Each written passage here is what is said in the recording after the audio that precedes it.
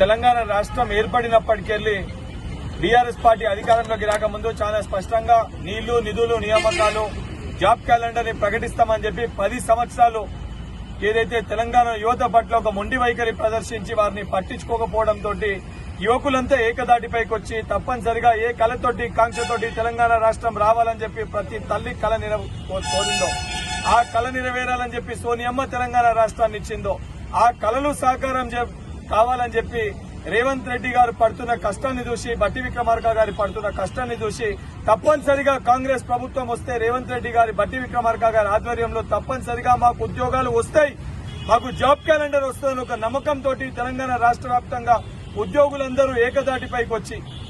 అందరూ కూడా ఏదైతే కాంగ్రెస్ పార్టీని అధికారంలోకి తీసుకురావాలని చెప్పి ఆ బాధ్యతని వారి భుజస్కంధాలపైన వేసుకుని తెలంగాణ రాష్ట్ర వ్యాప్తంగా ఏదైతే సంబంధించి కాంగ్రెస్ పార్టీ పక్షాన ప్రచారం చేసి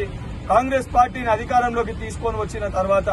ముఖ్యమంత్రి రేవంత్ రెడ్డి గారు కాంగ్రెస్ పార్టీ మేనిఫెస్టోలో చెప్పిన విధంగా పెట్టిన విధంగా చాలా స్పష్టంగా ఏదైతే నిరుద్యోగులకి సంబంధించి జాబ్ క్యాలెండర్ ని ప్రకటిస్తాము, అసెంబ్లీ సాక్షిగా దీనిపైన ఏదైతే క్లారిటీ ఇస్తామని చెప్పి గౌరవ ముఖ్యమంత్రి గారు చెప్పిన విధంగా ఈ రోజు అసెంబ్లీ సాక్షిగా ఏదైతే జాబ్ క్యాలెండర్ ని ప్రకటిస్తూ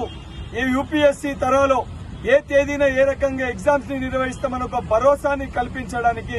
ఈ రోజు కాంగ్రెస్ పార్టీ శ్రీకారం చుట్టింది. దానికి నిరుద్యోగుల పక్షాన తెలంగాణ రాష్ట్రంలో ఉన్న యువకుల పక్షాన ఏదైతే గౌరవ ముఖ్యమంత్రి గారికి అదేవిధంగా కేబినెట్ మంత్రులకి ఉప ముఖ్యమంత్రి బట్టి విక్రమార్క గారికి అందరి పక్షాన వారికి కృతజ్ఞతలు తెలియజేస్తూ తప్పనిసరిగా ఏదైతే సంబంధించి గ్రూప్ 2 పరీక్ష వాయిదా విషయంలో కూడా గత ప్రభుత్వం లెక్క పంతాలకి పోకుండా యువకులు కోరుకున్న విధంగా